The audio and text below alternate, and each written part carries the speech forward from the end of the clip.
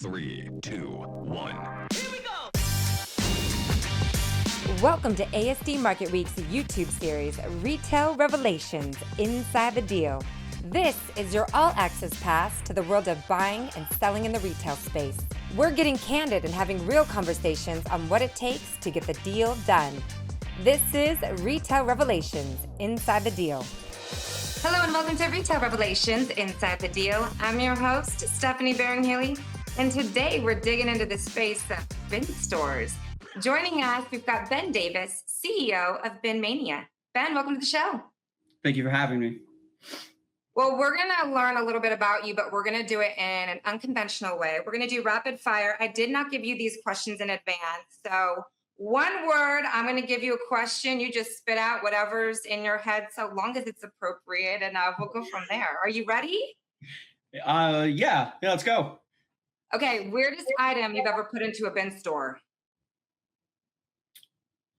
Well, that goes inappropriate quick. but PG weirdest item, Fuglies. I mean, we've been getting Fuglies lately from a couple of different loads. I don't know if you know what a Fugly is, but it's like an ugly stuffed animal.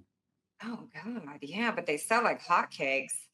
One retailer you secretly study or admire?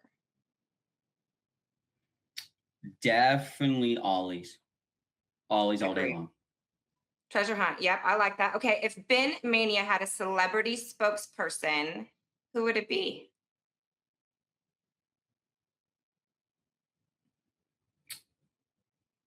Paul Walker.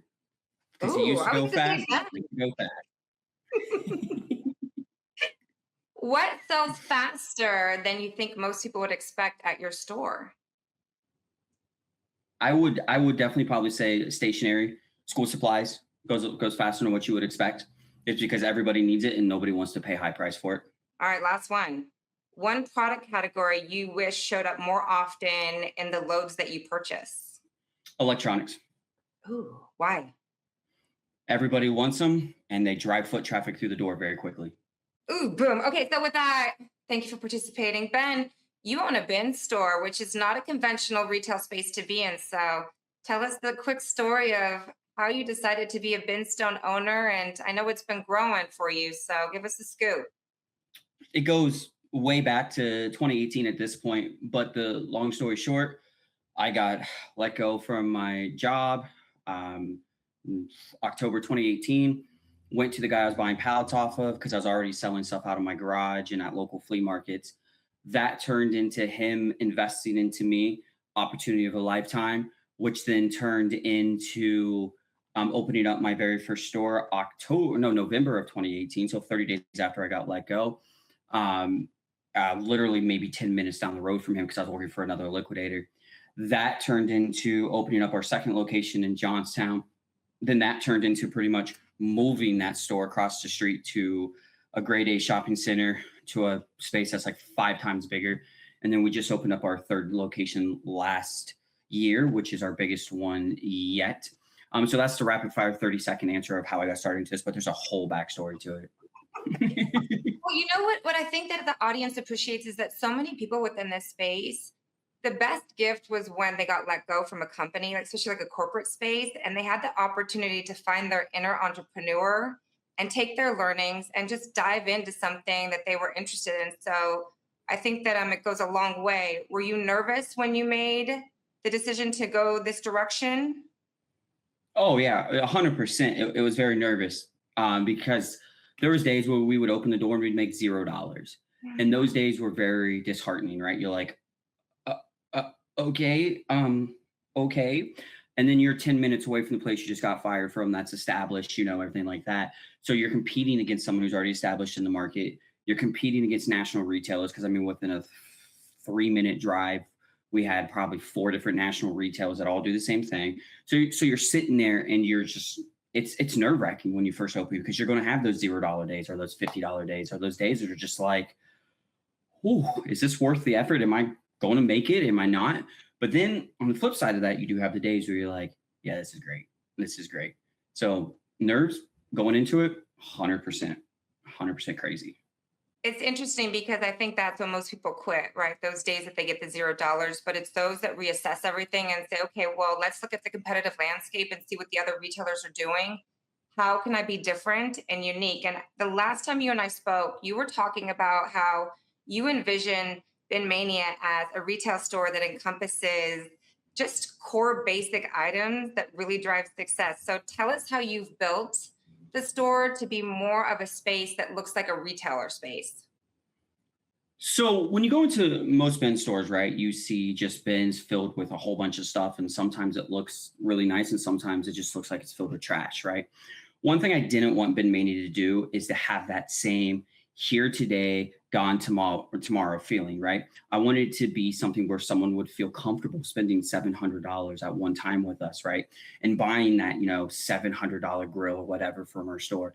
So what we did is we started to invest a little bit more in the appearance, right? Because the perceived value is everything. If you look like a yard sale, they're going to treat you like a yard sale.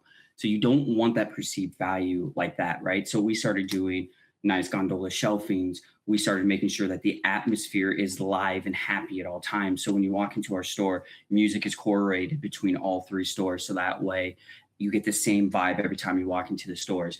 The TVs are hung on the wall with the slideshows, and they're all synced from every single store. Your shelves, your items are displayed very neatly. They all have their display tags on, so nothing's handwritten inside the stores whatsoever. They're all printed out with their own individual unique barcode into it, so that way the customer could see the price easily and be able to understand the prices easily.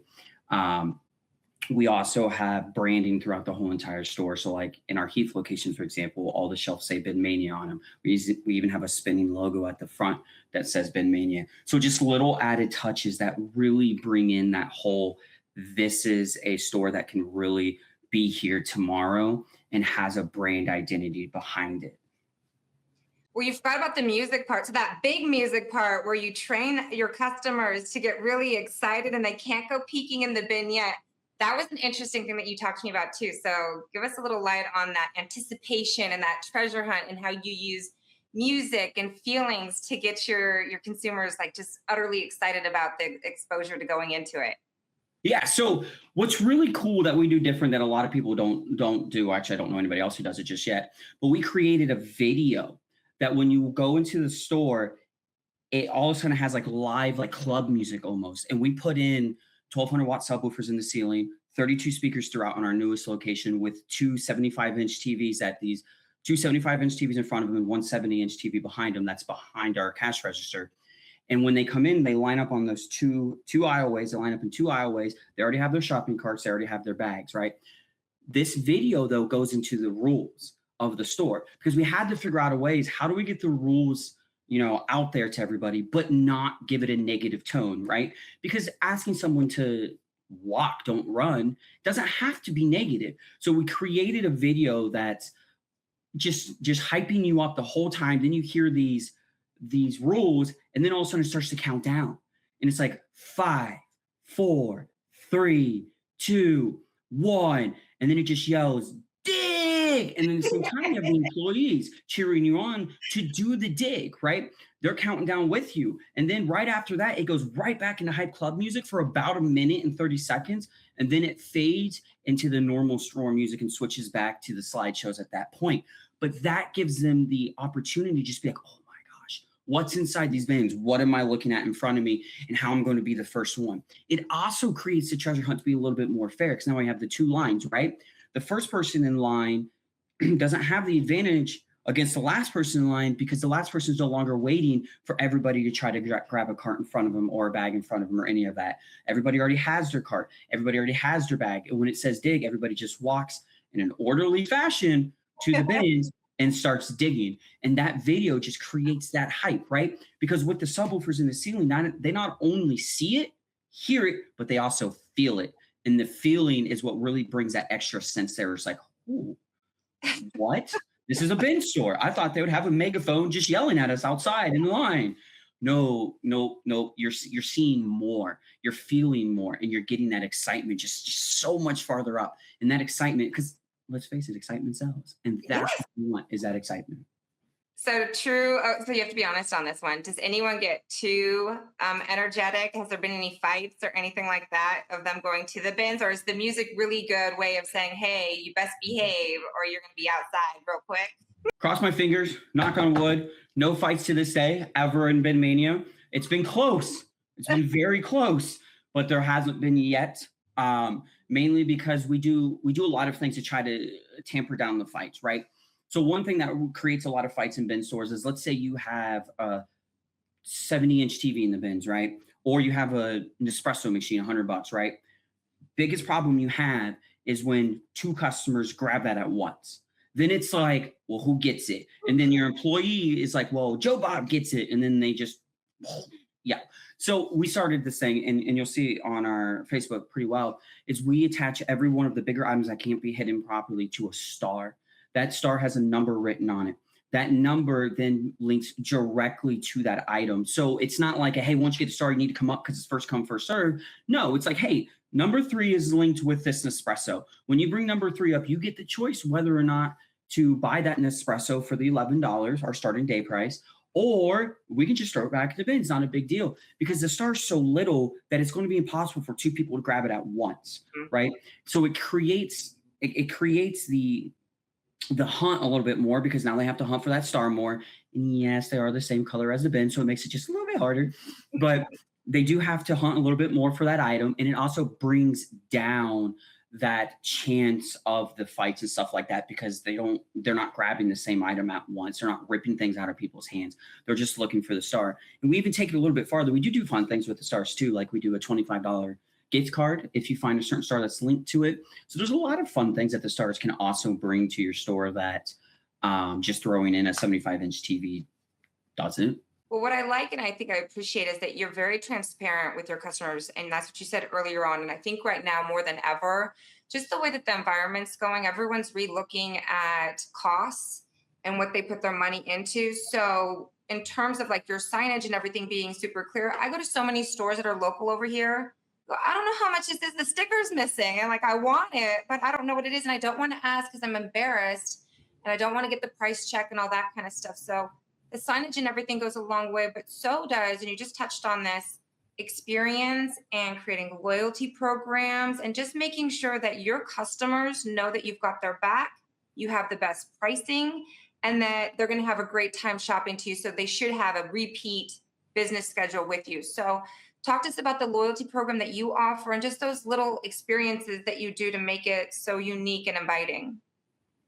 Yeah, definitely. So experience is number one across the board, right?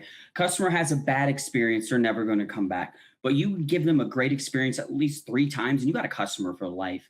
So we always make sure that experience, right? Experience, it starts from the minute you walk into the store, right? Visual. They're going to see the store and they're going to be like, okay, this store is clean. It's well put together and the merchandising is perfect, right?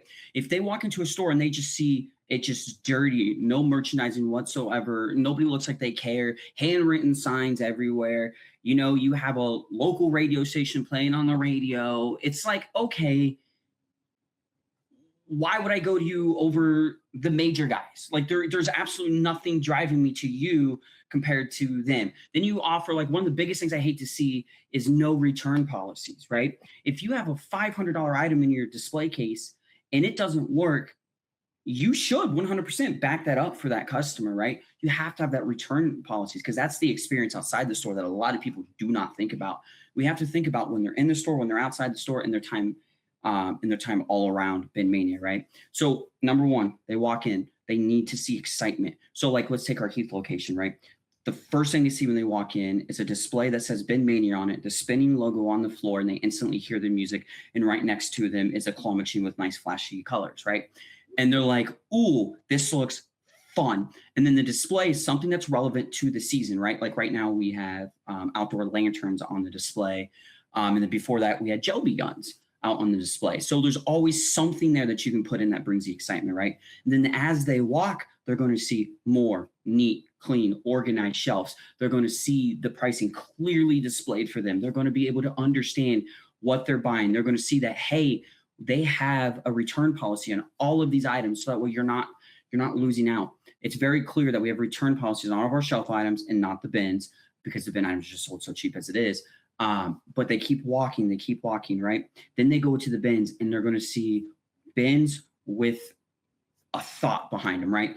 And what I mean by a thought behind them is they're not just a bin that everybody uses and they're just like straight up and down walls. No, your bin is part of your experience inside your store. So we have bins that have lips on them. So that way, if a customer gets a little bit tired of digging, they can lean their elbow on it and they can literally sit there and just lean on the bins as they dig for a minute. Or if they find like 3 items and they're like, well, I don't know if I want these 3 items, they can lay that on the ledge and they can look to see if there's anything else they want. Or if, big problem in bin stores, every bin store has it, if an item falls out of a package or something, they can sit there and they can look for the item. And as they find each individual piece, they can set it on the ledge, right? And now they have it on the ledge and they can keep digging as they look for those pieces. And they don't have to try to hold them in their hands or put it in their shopping cart and it fall through the bottom if the piece is small or anything like that.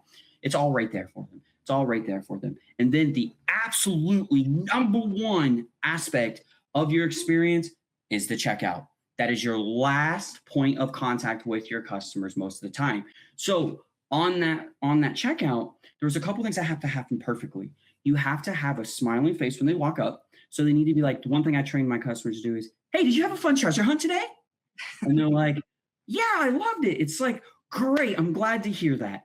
Or if they're like, it wasn't so great. At that point, your cashier could be like, oh, what happened? And then they can try to make that customer happy again, right? And then from there, they can say, hey, you want to join our rewards program to earn some free stuff today, right? And now we're collecting the data of the customer. That data is so important when the reward program comes into play, right? Because that data is going to give us their name, their birthday, and their email address on that. And it's also going to tell us how many times they visit our store. Has it been 30 days since they've been here? Or what are they... How many times are they redeeming rewards? How much are they spending with us? It gives us all this data that we absolutely need to drive forward, right? So when they look at it, there's also a lot of automation behind this reward program too, right? So let's say their birthday comes up. I'm sending a $5 happy birthday coupon. Hey, Ben Mania's thinking of you. Here's $5 off your purchase just for being a rewards member with us. It also tracks 30 days they haven't been with us. It sends us a "we miss you" email or text message, depending on how they're signed up. We miss you. Here's a coupon. Come back to see us. 60 days. We still miss you. Here's an even bigger coupon. 90 days. Boy, do we miss you. Boy, do we miss you. Here's an even bigger coupon. Come back and see us, right? And it does that and it tracks them perfectly. And we don't have to touch a thing because it's all automated. So we don't have to touch them at all. And then let's say we're having a slow week, a couple slow weeks or whatever, and I want to drive foot traffic in the store, right? I'm going to put a sale out there, right? We can get it to automatically text every single one of the people on there, which is about 25,000 right now onto our reward program. And it will text every single one of them and email them saying, we're having a sale. Come back and see Mania, right?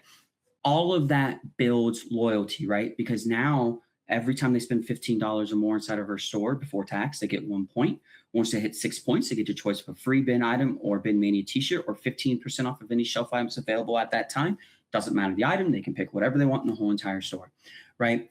Those things tell them, thank you for being our customer, which is a big thing. Thank you for being our customer. Here's something for being that customer. Not only that, we're able to market to them a lot easier. Now, after the cashier goes through all of that, there's one thing that they absolutely have to say every single time. It's have a fantastic day. That word "fantastic" sticks in their head and it gives them one last laugh, because if you can make them smile just one last time before they leave the store, they're most likely going to come back because they had a great experience, right? Doesn't matter what happened at the door. Doesn't matter what happens at the bins. If they get one last laugh, they're more likely to, give us a second chance or come back because their experience was flawless, right? So have a fantastic day is written on our wall before you exit. Every single cashier is trained to do it. And they are trained to make sure that it sticks, right? Because have a fantastic. Now you're going to be thinking at it as you walk out, and you're going to be thinking about us about 10 to 15 minutes after you leave the door. You're just going to be thinking about the fantastic. But that brings me on to another thing. When it comes to the experience, right? There's a lot of questions that a lot of discount retail stores or bin stores do get a lot. And a lot of employees don't know how to answer them because they are hard questions. The number one biggest thing is, I can get this cheaper at X store. And I'm like, ooh, I don't like that. Because a lot of my employees at one point were saying, well, then go to X store. And I'm like, don't go to X store. Please don't go to X store. I don't want you to go to X store, right? So we created responses for all of those. Like if they say I can get it cheaper at X store, it's, hey, have you heard about the Bin Mania challenge? No, what's that? If you can show me online that it really is cheaper at X store, we're going to match it plus take 15% off below their price to make sure that you walk out of here with the best deal possible every single time. Because I don't want you to overpay. Nobody wants you to overpay, right? It gives them a response that's customer friendly, right? I've only had to honor it. We've been doing it for about 3 to 4 years now. I've only had to honor about 3 times because 90% of the time they're just not thinking of the right product. They're not thinking of the right product. And once they actually start looking it up, they're like, oh, that really is a good deal. So then we capture the sell at that point because they're like, yeah, that's a good deal. I'm saving a lot of money on this item. I need to buy it. And that's where the reward program comes in too. Hey, if I spend $200 with you, what's my guarantee this item works? Oh, well, you have 7 days to return it or exchange it if there's any problems. And yes, that is a money back guarantee to make sure that you are 100% taken care of. Now, we do take that even a step further. If it's something that we should have caught in the back room before it goes to the floor, let's say the coffee pot shattered or something like that, we will hand them a $5 gift card every single time something comes back that we should have seen. Now, if it's something like a function on a microwave didn't work, we probably couldn't catch that, and that's a whole different story. But if it's something like they open up the box and it's the wrong item, which does happen every once in a while because we are in returns, or glass is broken or something in it, we should have caught that in the back room, right? So we value our customers' time at that point. So we're going to give them a little, hey, we're sorry that happened. Here's $5 off your next order to make sure that you are taken care of 100%. It's a way to make sure that they understand that Bin Mania cares about them being our customer long-term and not just a one-time buy. This is such an important topic, and I'm glad that you went in depth in it because it's the perfect blend of saying what technology can do in uniform or in what do you call it? In collaboration with just humanizing the process. And having that customer, having the information is advantageous because you're training your staff to then say, we're celebrating their birthday, or we're celebrating a victory, or we're celebrating this or that. And the whole goal and objective is to make sure that they feel so good that Bin Mania is a place of comfort and they want to come back over and over again. When you were saying to have a Bin Mania day, it's like, you need a song, you need a theme song, where I was thinking the Carlton where they're doing the dancing and stuff. But what a great way, to your point, people want to smile, they want to laugh, they want to have a good time. And now you're checking off all of those elements and you're training them, hey, come back. And there's always going to be a way for you to save funds, whether it's that discount or, hey, if you find it anywhere else. I think that it's very important that you said it best. I don't want them going to other stores. I know that chances are they will go to stores, but if I can keep them intact and keep them happy about my establishment, that's that routine and that repeat buyer that so many stores don't have today. Oh yeah, 100%. With doing all of this though, we see the average customer 3 times a week right now. We're seeing about 3 times a week, which is great. Our foot traffic is there.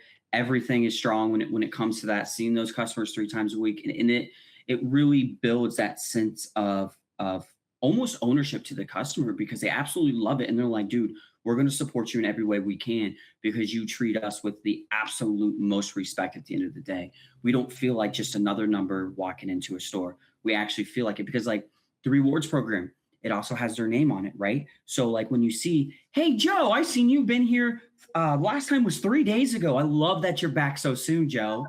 Or Joe, it's been 3 months since you've seen us, Joe. Joe, we got to see you more, buddy. How can we make that happen? Right? It's that personalized feeling that they get when they come through because they're like, oh, they knew my name. Interesting. Or, hey, they knew that I've been here a lot. That's really cool, right? And now they have that like ownership to the store almost where they're like, I want to go back there because they treat us so well. And then the experience is always just that great, right? I feel like it's a place that I need to be and not just a place that I'm going to try to save $1, right? Because I mean, they can save $1 at a lot of different places. Let's be honest. They can save $1 a lot of different places. But what they can't get though is that top-notch customer service, those rewards that really help because you don't need 100,000 points to get in a reward. You need 6. That's it. 6 and you're good. So you don't need 100,000 reward points to get something good. You only need 6. You don't need to be a top tier customer, right? I don't care if you spent $6,000 with us in the last month or you spent $50 with us in the last month, right? You're all the same. You're all helping us get to our end goal. You're all helping us be, able to do what we do. So everybody gets treated like they are that VIP customer every time they walk through the door. All you independent retailers who say it's very hard to compete against big box stores and Amazon, this is the important feedback of what you can incorporate into your storefronts. That, again, that's the advantage. And they cannot compete with the ability to understand your customer base. And to your point, Ben, really lay it out where now I know your name and when you were last here. I think that's so amazing. And you've gamified the experience. People are coming back 3 days out of the week because they want to see what they can find. That treasure hunt element, and then that fear of saying, if I don't pick it up right now, someone else is going to pick it up. So tell me about the sourcing element. It's very hard to source, probably in today's environment with rising costs. What do you do to protect yourself so that you've got the right flow of inventory and the right product mix to keep those customers coming back day after day? So sourcing right now is definitely the number one challenge in the whole entire industry. I hear it from everybody, left, right, up, down, center. How do I get the good stuff, and where do you get it, right? The number one thing that I can tell anybody, relationships. Relationships will take you farther than you could ever imagine, right? Because if Joe over here, who's a contractor for the major retailers and everything like that, and he gets a killer load, you want him to come to you and be like, Joe or Ben, this is what I got, right? This is what I got and you need it, and this is why you need it in your store, right? And then on the return side of that, though, you have to take care of Joe, right? You have to make sure that you're making it as easy as possible for Joe to work with you, right? So super short dock times, not a good idea, right? So we're 10 to 5 most of the day. You can just drop it off and we'd be good, right? But I've seen some retailers that are like 10 to 1 or 10 to noon. And I'm like, that makes it harder for Joe to schedule your shipper, which makes it even harder for Joe to want to work with you, because you're, you might be paying the same as Z customer, but Z customer might make it so much easier to do business with them. So they're going to want to do that, right? So it's also about, finding how you can succeed with those people, like closeouts. Closeouts is one of those things that you have to understand exactly how to buy in order for it to work well, right? Because if you go to, let's say, Joe again, and you're like, hey, Joe, I see you have this item. I see case pack is 20 units, but I only want 5, Joe, and I want you to knock 50% off of that price for me. Well, Joe's going to look at you and be like, so you want me to do more work for less money? But then Z customers over here like, Joe, pull the pallet. I'm going to take the whole entire pallet, Joe. Just throw it on the truck. You're going to move it to me, and I only need 5% off or something. Or this is where we're going to meet for me to take those numbers of units, right? They're going to be like, Z customer, you're the customer I want, because you're making it easy on me. I don't have to spend the labor of, and all the documentations of breaking up cases or anything like that. I'm literally just saying, yep, pull it off, send it on the truck, it goes, right? So it's all about finding the niche, right, of what works between you and your supplier, right? Because if the supplier's like, I only sell truckloads, cool. Make sure you can take a truckload, right? Especially when it comes to, Amazon or any of that kind of stuff, you're going to want to take the full truckloads, because a lot of people don't want to sell you 1 or 2 pallets because it just doesn't make sense. It takes the same exact amount of time to sell 1 pallet as it does the full truckload, right? So they're going to want to work with your full truckload buyers first. Your closeout people love full pallet buyers first. They do. They absolutely love it. And especially if you can take every single unit they got, you're the guy. You're the guy that they're going to go to first, because they're going to be like, hey, I have razors. I have 6,000 units of them. Can you take all 6,000?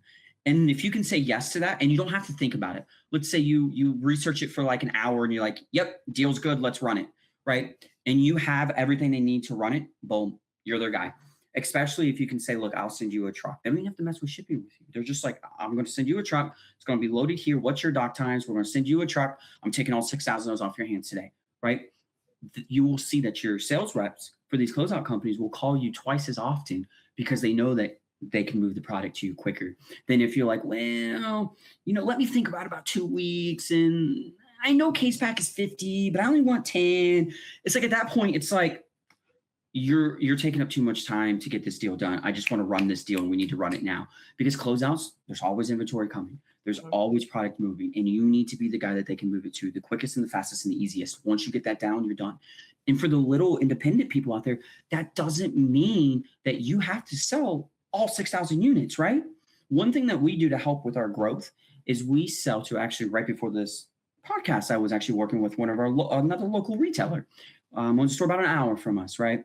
I sell him closeout deals that I get more of because I over order, because I want to make it as easy as possible on them and I want to get the deal I need for my shelf, right? So I would go to him and be like, hey, I have gel bee guns. I have way too many of them. Take some off my hands. And I'll make maybe 50 cents to $1 in each unit and move it, right? But the long-term game is you're building a relationship with that supplier, right? The other smaller guy is not your competition. He's your friend. He's your way to build to success, right? Because now you're sitting there and you're like, oh, instead of 100 guns, I'm taking 300. And I'm able to take 300 and sell 150 off to this other guy for 50 cents to a dollar unit. That covers my shipping on this particular product. Now they have it on their shelf, I have it on my shelf, and we're golden. And if you're worried about, them trying to outprice you or whatever, just create an agreement. They can be your way to success and to build the relationships with your other suppliers, right? Because they want to know that you're the buyer. Once they know that you're the buyer, you're golden. So when it comes to inventory sourcing, we make it as easy as possible for them to sell to us. We make it, we take full truckloads and pallet sizes on average to make sure that it's as easy as possible for them. And then we make sure that once we get that relationship, we do anything to make sure the relationship lasts. So again, I mean, when you go to like trade shows like ASD and stuff like that, the business doesn't always have to happen on this trade show floor. It doesn't. You can go to these suppliers and say, hey, you know what? I'm going to have a little fun challenge with you. And then you can go out to, a casino and gamble with them, or you can go out and have a drink with them, right? And you can talk about things other than work and create a relationship past just what you guys can do for each other, right? Because now you have more of a personalized relationship that really works. Like going out to dinner with a lot of these people are absolutely a fantastic thing to do. You pick up the bill or they pick up the bill and you split it sometimes. And it's great. Like there's people that I've been hanging out with when we go to ASD all the time. And those relationships have become invaluable to me, because if I have a problem, I'm like, hey, I need inventory. Do you have anybody who's help? They're not afraid to talk to you anymore, because they're like, yeah, we can help you. We can do this. We can do that. And I'm like, sweet. or I'm like, hey, I have this great idea for my stores and I want to run it by you. And they know you enough that they'll be honest with you. If the idea's crap, they'll be like, dude, that's crap. You're going to kill yourself. Or they'll be like, that's a fantastic idea, right? And you don't have to worry so much about them trying to, take your ideas, hurt you, or do anything like that, because you know these people, you have that relationship built with them. So in-person relationship building is definitely the number one thing we do to help with our sourcing, is in-person relationship building, going booth to booth, calling different people, visiting sites, things like that, to make sure that we're getting the right inventory at the door when we need it. And then once we get someone who can really lock in and get what we need constantly, we never fail them. So we buy as much as we can from them, as often as we can from them, and we make sure those bills are paid exactly on time, so that way we don't miss any opportunities with them going forward. And they're like, ooh, you're the guy I want to deal with, right? Those are how we really protect our inventory sources. Number one advice, in-person relationship building. That's the absolute key of all keys, is relationship building. That relationship's going to take you far. Number two, easy buying. Make sure that you make it easy to buy on any supplier, easy to sell to you, easy to buy, right? So if you're an easy person to sell to, boom, you got it all day long. And third is look for opportunity where you don't see opportunity. That's taking on too many units and selling it to another store. That's taking a full truckload. Even though you have to sit on it for a month, you're taking the full truckload so you can get the deal that you need to be done at that rate. So those are my top right there. It's so important. You just talked about the whole ecosystem of how everything works. And again, it's driven by that relationships that you're talking about. And so there's so much friction in today's economy and environment. Retailers have gone through the ringer from COVID to tariffs to logistic issues, right? Like there's just so many obstacles that everyone's already going through. So to your point, when a client finds another client who is easy to work with and flexible and says, no more headaches for you, I want this. If I'm a salesperson and I'm grinding on that phone all day long, I'm in the trenches and saying, this person's giving me the runaround. They're not even calling me back or they're not responding to my email. It doesn't do me any service if I keep pummeling them to try to get a response. I'd rather go to someone who's tried and true and say, I've got this great deal. I think it'd be perfect for you. And then muscle memory. Hey, I'm going to keep going to that. I have this. I just got it. Do you like it? Do you want it? Let me go ahead and send it out over to you so we can do business. So that's an Right. important aspect. And I wanted to highlight this because it's really important. And you had told me about it. When you go to ASD, you are very entrepreneuristic and you navigate each aisleway and you're looking for the best of the best deals so that you can support your retail establishments with the best pricing and get those margins up. So you had a story where you were walking, and I think you found like a 10 by 10 booth and down in like the nitty gritty corner, you found something that like, it was just a sweet spot. You asked about it, but you found that treasure. So when you source at a trade show, what's your methodology to make sure that you assess and see everything that's out there? Walking the floor is number one. We walk every single aisle and look at every single booth. Do we stop at every single one? No, but we look at every single booth. We see, okay, is there anything eye-catchy right here? And then from there, if there is something eye-catchy, we'll talk, right? We'll talk to them and we'll see what's going on. Because a lot of times when you talk to them, there's something you didn't see. And it's like, whoo, like for the example I gave you, it was freeze-dried candy. And in my area, people love freeze-dried candy, right? And this was a little 10 by 10 booth. The vendor was trying to sell hats and sunglasses that looked like they were made for convenience stores, right? Sweet. I'm not really into it, but we stopped. We started talking to him just a little bit. And he was like, because I saw the freeze-dried candy tucked away in the back. And I was like, ooh, what about that? And he's like, oh yeah, we're doing 50 cents a unit on those right now. That's with shipping to your door. And I'm like, ooh, that's what I need. So I got him because I knew I could double. I knew I could double on that within like 2 weeks. So I immediately bought 2,000 units off of him right then and there. It's like, I'm going to buy 2,000 units off of you, even case fact numbers. And I sold out of those weeks ago. But we just threw them in our door because they're 50 cents landed, threw them in our shelves for $1, and customers just went crazy over it. But it's 100% markup for us, right? But those type of deals, again, part of the experience. They come back because they're like, oh, what? We got this for $1 where? I need to go there. And they start telling their friends, free marketing. So the $1, freeze-dried candy ends up being another $10 worth of advertisement from them telling people about it, right? So when you're walking those floors, it's all about talking, right? But like I said, the perceived value also comes inside that room, right? Because if you're walking around looking like you're on vacation, gym shorts and a t-shirt and flip-flops, and you're at a professional trade show and you're walking up and down these aisles, 90% of the salespeople won't even give you the time of day. They won't. They'll just look at you and be like, okay. Now, if you ask them a question, obviously they're not going to be rude and they're going to talk back to you and they're going to answer your questions and stuff, but you won't get the same deal as somebody who actually looks like they know what they're doing, right? So you got to make sure that you not only look like you know something, even if you don't, you can look like it very easily. So just look like you know something when you walk in the door. Start walking up and down the aisles. Start thinking about what you want, right? So before you go to the trade show, you should educate yourself on trade shows. What does your store need? What's your goal at this trade show?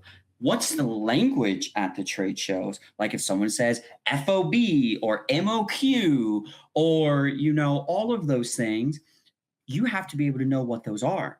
So that way you don't look like you don't know what you're talking about, right? So educate yourself before you go into trade show. But as we walk up and down these aisles, we always wear really just, simple polo and some, nice looking golf pants or something, just something that looks nice. And then we start looking into every single corner of these booths, every single one that we can possibly look at. And we always look to see, is there something that's catching my eye? Is there not? And if it's a lot of product, we always stop inside the booth. We look inside the booth and then we start talking to the rep, because even if they don't have anything that day, business cards are your number one tool at that point, right? Now you take out your business card and you're like, hey, this is who I am. This is how to get a contact of me. Do you have a mailing list that you send this stuff on? Oh, you do? Sweet. Add me to the mailing list. Emails on this business card, right? And then you take a business card from them. And I always write down something about that booth to give me a little click of who it was and what our conversation was about, right?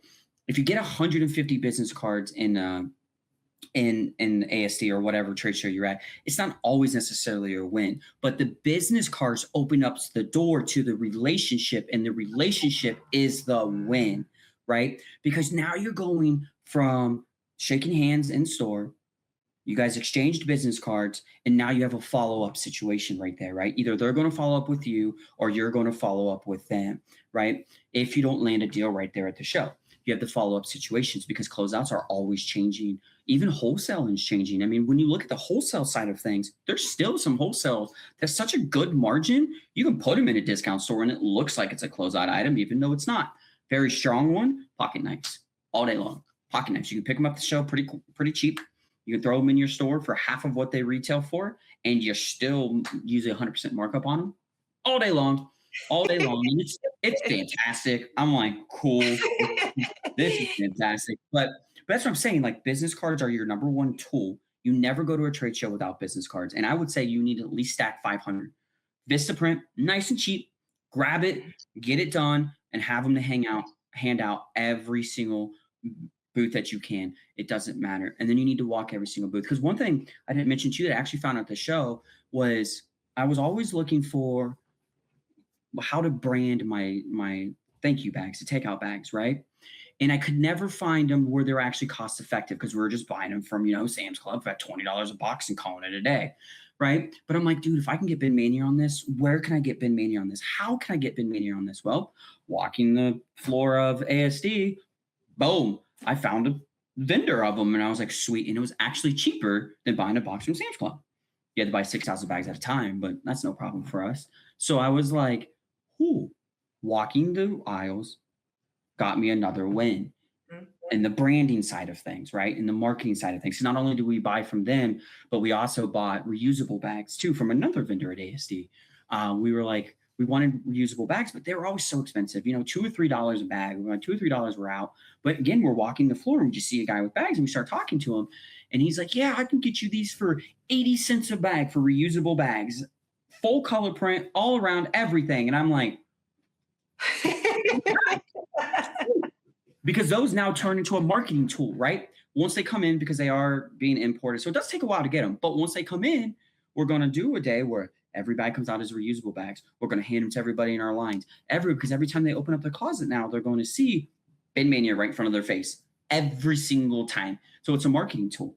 And I'm like, sweet. So that's another win, right? And if you don't walk your floors, that's cash and carry. That's every which direction that you can. You got to walk your floors and see exactly what they have. Because just because the sign says convenience store at the top doesn't mean it doesn't have something that could work inside your store, right? You don't need to stop at every single booth, but you need to be looking at every single booth and seeing, okay, what do they have? Where can it fit in with my store, and are the margins well enough? And make sure that you're ready with your business cards, because I made that my very first time I came, I didn't have business cards. Yeah, it was the biggest mistake of my life. I'll never do it again.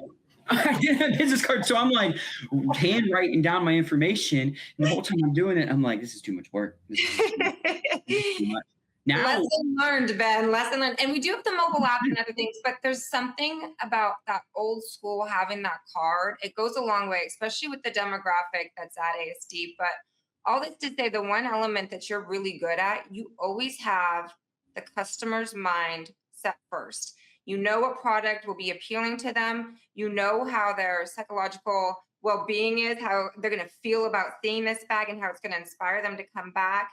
And I'm not going to give everyone all the tips and tricks. So Ben's going to be hanging out with us in Las Vegas this August 25th through the 27th. He may or may not be hitting the stage with a crew. So TBD, more announcements to come. But he's a wealth of knowledge, not just from the bin store format, but just business in general and how to treat your customers and how to create velocity to your store. So Ben, how can people reach out to you before they get to shows? LinkedIn the best, or what's the best way? LinkedIn to hit me personally is definitely the best. If you don't have LinkedIn, just hit up on Facebook, Ben Mania, or Ben Mania Zanesville. and just ask for me. I'm always monitoring that page 24/7. So just ask for me, and then we can connect from there on my personal Facebook page or wherever. I'm always up to help, to talk, to navigate with you guys and see if there's a way that we can connect and build. So LinkedIn's number one. And then after that, just our business page of Mania. And I'll be putting everything down below. And I don't know about anyone else, but I want to do a road trip because I want to go to Mania because it sounds like a really good time and you've inspired me. So Ben, thank you so much for coming on board. And then we'll see you in Vegas really soon. Yeah, definitely. Thank you for having me. I can't wait till the next AAC. Thank you for joining us. We want you to be a part of the show. So let us know who you want to see and what stories you want to hear. Leave us a comment and make sure you like and subscribe.